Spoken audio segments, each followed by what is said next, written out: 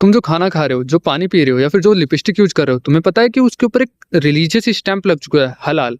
अब पर सवाल ये आता है कि किसी भी प्रोडक्ट के ऊपर एक धार्मिक मुहर लगाना ज़रूरी है क्या? हलाल का मतलब होता है कि इस्लामिक रूल्स के अकॉर्डिंग अलाउड है। मतलब जब भी कोई प्रोडक्ट या प्रोसेस किसी मुस्लिम रूल को फॉलो करता है, तो उसको हलाल का सर्टिफिकेट दिया जाता है। अब ये सिर्फ मीट तक सीमित नहीं है।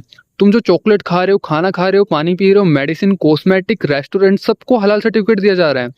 दिक्कत कहाँ आ रही है? इंडिया एक सेकुलर कंट्री है, यहाँ पे कोई भी रिलीजन सबसे बड़ा नहीं है, सब रिलीजन को समान मानते हैं, ठीक है?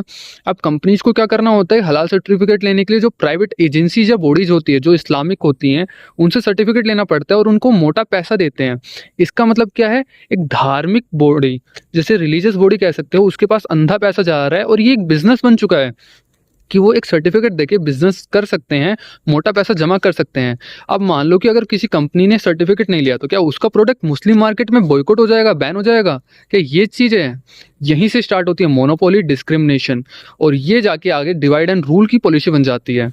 अब बेसिकली अगर मेरी कोई कंपनी है, मुझे हलाल सर्टिफिकेट नहीं लेना, तो क्या मुस्लिम्स जो पॉपुलेशन है, क्या वो मेरा प्रोडक्ट फेवर करेंगे? नहीं करेंगे, क्योंकि उनको बताया जाता है कि हलाल ही प्योर मटेरियल होता है, जिसके ऊपर हलाल सर्टिफिकेट हो, आप सिर्फ वही प्रोडक्ट खरीदिए। अब इंडिया के अंदर एफएसएसएआई है, जो प्रोडक्ट की हाइजीन, केमिकल फैसिलिटी और बहुत सारी सेफ्टी रूल्स को देखता है। हलाल एक प्राइवेट लेबल है, ये कोई फूड सिक्योरिटी नहीं है, कोई गवर्नमेंट एजेंसीज नहीं है। ये बस ये दिखाता है कि बस इस्लामिक रूल को फॉलो किया जा रहा है। अब सोचना आपको है, क्योंकि चुप रहना भी क्राइम होता है। इंडिया एक डेमोक्रेटिक कंट्री है और यहाँ पे जब चीज़ें ऐसी होती हैं, तो एक पॉपुलेशन को डिवाइड कर देती है। कल को ये इकोनॉमी भी सेक्युलर नहीं रहेगी, क्योंकि इकोनॉमी भी बन रही है एक तरह से इस्लामिक।